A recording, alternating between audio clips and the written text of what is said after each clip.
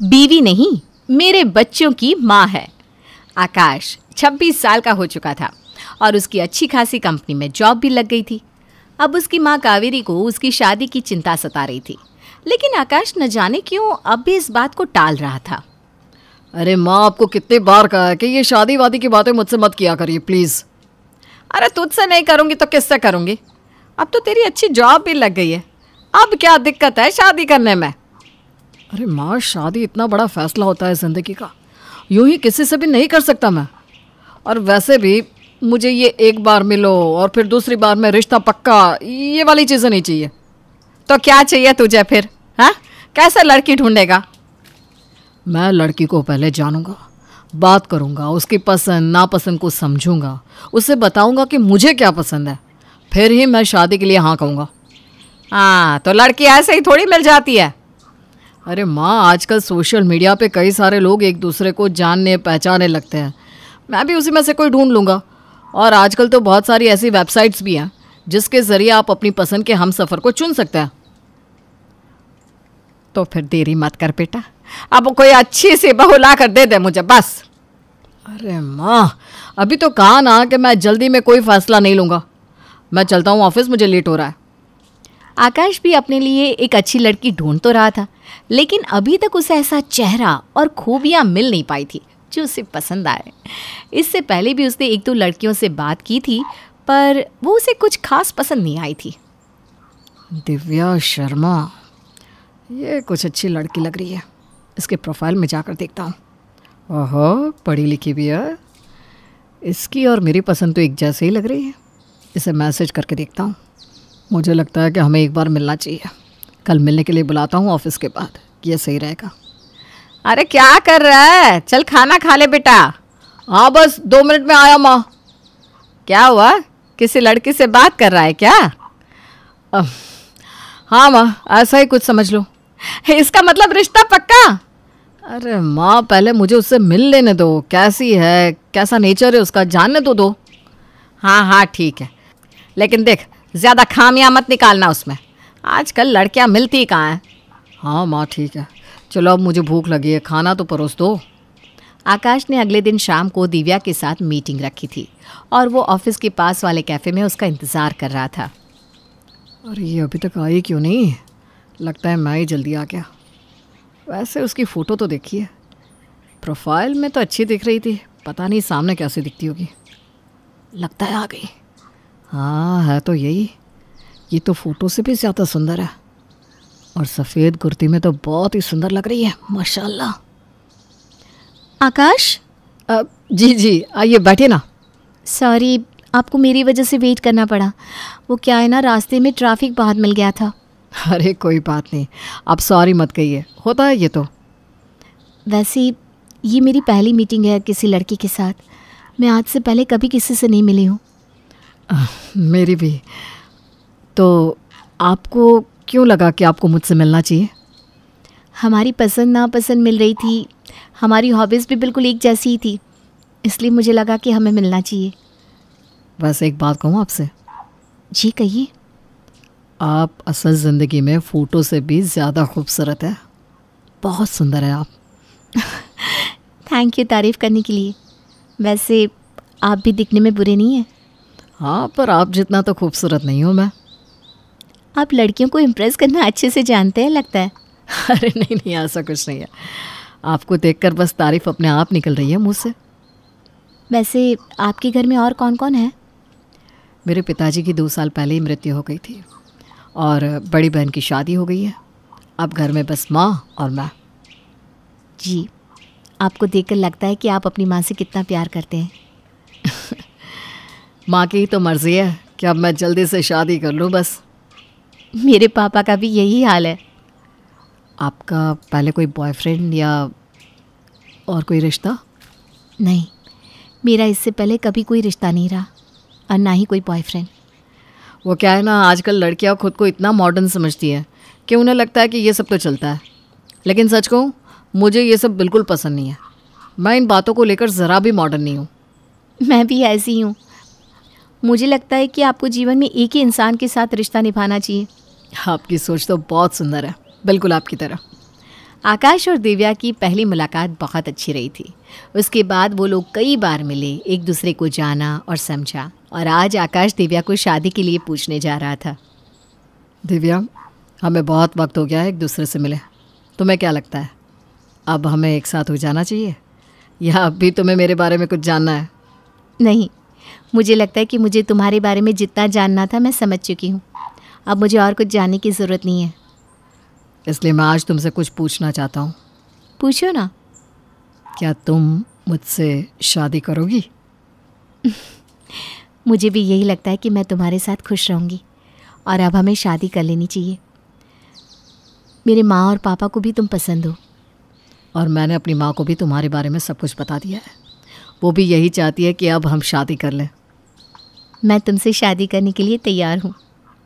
अब एक बात मैं तुमसे बस पूछना चाहता था कि तुम्हें यकीन है ना कि तुम मेरे साथ खुश रहोगी? हाँ, मुझे यकीन है कि मैं तुम्हारे साथ खुश रहूँगी, और ये भी विश्वास है कि तुम मुझे कभी दुखी नहीं करोगी। और मुझे भी विश्वास है कि तुम कभी मेरा विश्वास नहीं तोड़ोगी। आज मैं बहुत खुश हूँ। और आखिर वो दिन आ ही गया था जिस दिन आकाश ने दिव्या को अपने जीवन साथी के रूप में चुन लिया था। दोनों के परिवार भी बहुत खुश थे। दोनों के जीवन की एक नई शुरुआत होने वाली थी। दोनों ने 7 वचनों में बंध कर अपने जीवन को एक दूसरे के साथ बिताने का वचन दे दिया। तुम्हें पता है, आज मैं बहुत खुश हूँ। मैं भी। मुझे तो यकीन ही नहीं हो रहा कि हम दोनों एक सोशल मीडिया पर मिले और आज हमारी शादी भी हो गई, और अब हम हमेशा साथ रहेंगे। मुझे भी कभी नहीं लगा था कि मैं सोशल मीडिया से जिस लड़की से मिला हूँ उससे कभी शादी भी करूँगा। मुझे लगता था कि जो लड़कियाँ इन साइट्स पर होती हैं वो बस लोगों के साथ टाइम पास करती है। ऐसा भी नहीं है, कई सारी मेरी जैसी अच्छी लड़कियाँ भी तो होती हैं। हाँ, पर बहुत कम। इसीलिए तो मैंने अब ये सब डिलीट कर दिया है। वैसे मैंने अभी तक ये सोशल साइट्स को डिलीट नहीं किया, लेकिन कर दूँगी, क्योंकि अब तो मुझे मेरा जीवन साथी मिल गया है। अब हम हमेशा यूं ही साथ रहेंगे और खुश रहेंगे। हाँ, अब हमारे बीच में कोई नहीं आ सकता। दिव्या और आकाश पूरे परिवार के लिए और अपने दोस्तों के बीच में एक मिसाल बन गए थे, जिन्हें देखकर लोग कहते थे कि जोड़ी हो तो ऐसी, प्यार हो तो ऐसा। लेकिन शायद इस जोड़ी को भी कहीं किसी की नज़र लग गई थी। आकाश, तुमने कहा था कि इस छुट्टी में तुम मेरे साथ वक्त बिताओगे। हाँ, मैंने कहा था, लेकिन काम आ गया है ऑफिस का, तो क्या करूँ अब? काम भी तो ज़रूरी है ना। तुम्हारे लिए तो बस काम ही ज़रूरी है। जब देखो काम का बहाना देते रहते हो। पिछले कितने समय से तुमने मेरे साथ वक्त नहीं बिताया, बोलो। अरे दिव्या, अब हम बच्चे नहीं रहे।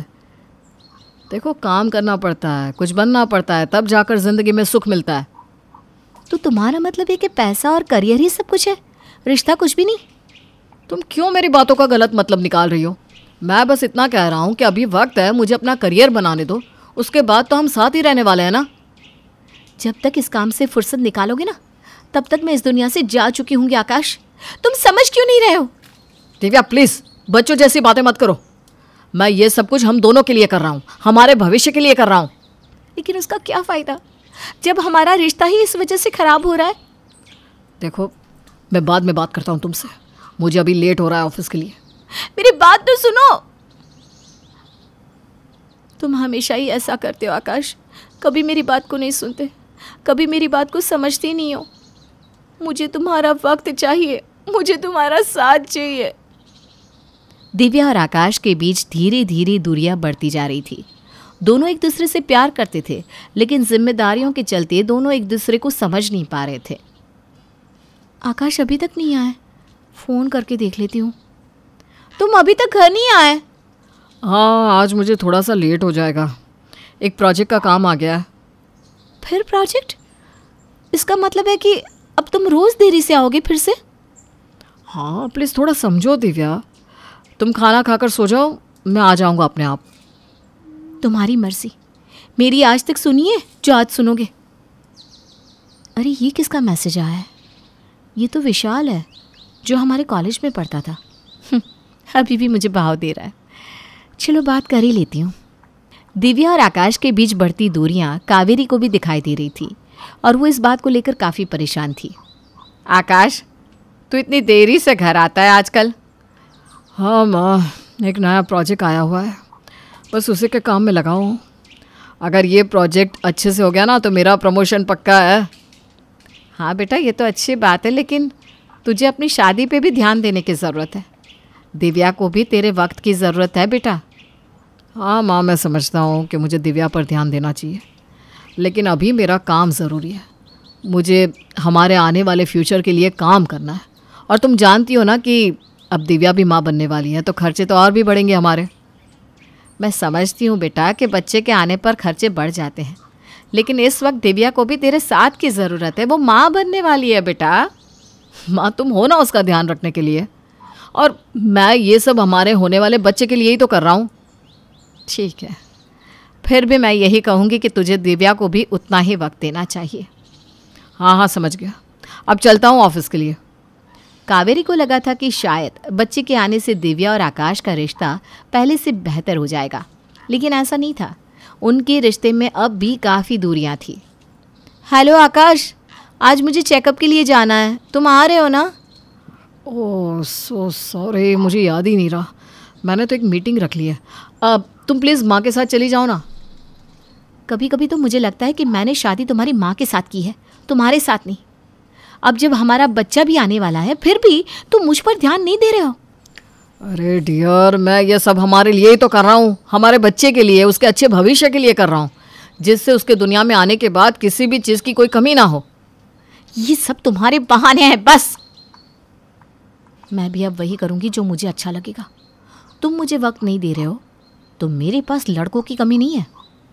कभी कभी इंसान गुस्से में कुछ ऐसे कदम उठा लेता है कि उसे खुद समझ में नहीं आता कि वो सही है या गलत। दिव्या ने भी कुछ ऐसा ही किया। उसने जिन सोशल मीडिया को बंद कर दिया था, उन पे अब अलग अलग लोगों के साथ बात करने लगी थी, और वो भी सिंगल बनकर, जिसकी खबर आकाश को बिल्कुल भी नहीं थी। दिव्या, तुमने अपनी दवाई ले ली? दिव्या, मैं कुछ पूछ रहा हूँ तुमसे। तुम्हें मेरी कब से चिंता होने लगी? अरे क्या हो गया है तुम्हें, जब देखो फ़ोन में घुसी रहती हो। तुम्हारे पास मेरे लिए वक्त नहीं है तो मेरे पास भी नहीं है, समझे? दिव्या देखो, ये सब मेहनत, ये सब सेविंग्स, ये सब कुछ तुम्हारे और हमारे बच्चे के लिए कर रहा हूँ मैं। ठीक है। आकाश और दिव्या का बच्चा अब इस दुनिया में आ चुका था, और आकाश अपने बच्चे को लेकर बहुत खुश था। देखो तो कैसे हंस रहा है गुड्डा। हाँ। अरे तुम्हारा ध्यान कहाँ है? हाँ है ना यहीं। क्या कह रहे हो? यहाँ लाओ, तुम्हारा फ़ोन दो मुझे। मेरी बात सुनो। दिव्या, ये तुमने तो कहा था कि तुम ये सब डिलीट कर दोगी, जैसे मैंने कर दिया था। तुम मुझे धोखा दे रही हो। धोखा? क्या कह रहे हो तुम आकाश? ये देखो माँ, ये कितने लड़कों से बात कर रही है, वो भी ये बोलकर कि वो सिंगल है। ये धोखा नहीं है तो क्या है? ये सब भी मुझे तुम्हारी वजह से करना पड़ रहा है। अगर तुमने मुझे वक्त दिया होता तो मुझे ये ना करना पड़ता। दिव्या, मैं समझती हूँ कि आकाश ने तुम्हें वक्त नहीं दिया, लेकिन वो मेहनत भी तुम्हारे और अपने बच्चे के लिए कर रहा था ना, और तुम ये सब कर रही थी। इससे तुम सही तो साबित नहीं हो जाती? नहीं, अब और ज़्यादा नहीं। मुझे तुम्हारे साथ नहीं रहना। आकाश, ये क्या कह रहे हो तुम? हाँ, मैं धोखे के साथ नहीं रह सकता हूँ। तुम अपनी गलती क्यों नहीं मानते हो? अरे बस, अब चुप हो जाओ दोनों। अब बात सिर्फ तुम दोनों की नहीं रह गई, अब तुम्हारा बच्चा भी इसमें शामिल है, समझे दोनों? इसलिए अब तुम दोनों को खुद के बारे में नहीं, उसके बारे में सोचना होगा। मैं आज के बाद ऐसा कुछ नहीं करूंगी, सच में। एक बार विश्वास टूटने के बाद फिर से नहीं जुड़ सकता। याद है, मैंने शादी से पहले ही कहा था कि तुम कभी भी मेरा विश्वास नहीं तोड़ोगी। तुमने भी मुझसे कहा था कि तुम हमेशा मुझे खुश रखोगे। अब यह रिश्ता तुम दोनों को अपने बच्चे के लिए निभाना होगा। वो इतना छोटा है, उसे माँ और पिता दोनों का प्यार चाहिए। आज के बाद तुम सिर्फ मेरे बच्चे की माँ हो, मेरी पत्नी नहीं, समझी? हम दोनों साथ में सिर्फ माता पिता बनकर रहेंगे, पति पत्नी बनकर नहीं। कई बार हालात आपको ऐसे मोड़ पर ला देते हैं कि आपको क्या सही है और क्या गलत समझ में नहीं आता। आपको क्या लगता है, कावेरी का फैसला सही है? दिव्या की गलती सही है या उसमें आकाश का कसूर है? क्या आकाश का फैसला सही है या उसे दिव्या को एक और मौका देना चाहिए।